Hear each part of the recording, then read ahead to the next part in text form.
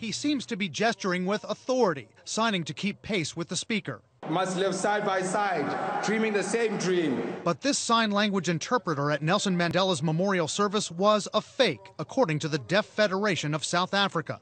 They claim he's had no formal training. The signs he's making are not used in South African Sign Language, and he never used facial expressions, a key part of signing. The Federation says there are established signs for famous people in South Africa. Former President Thabo Mbeki. But one expert says the sign name for Mbeki never appeared.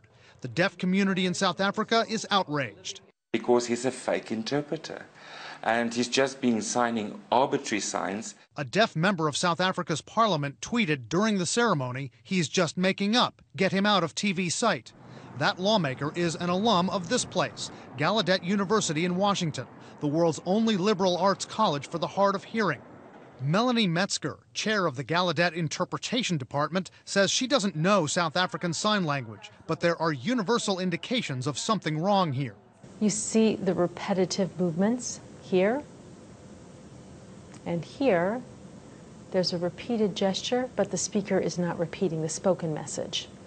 So you can see just by that the interpretation is not accurate or equivalent.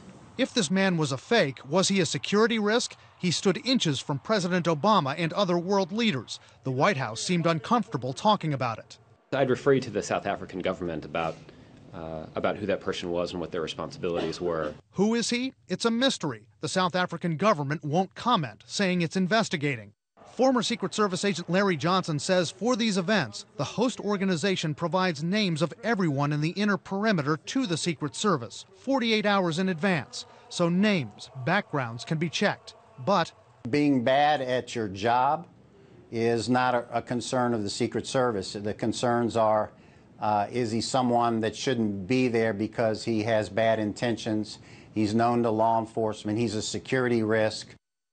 Johnson says it looks to him like those red flags did not show up in the background checks. So did the Secret Service vet him? The agency tells us that agreed upon security measures between the Secret Service and South African security officials were in place during the ceremony.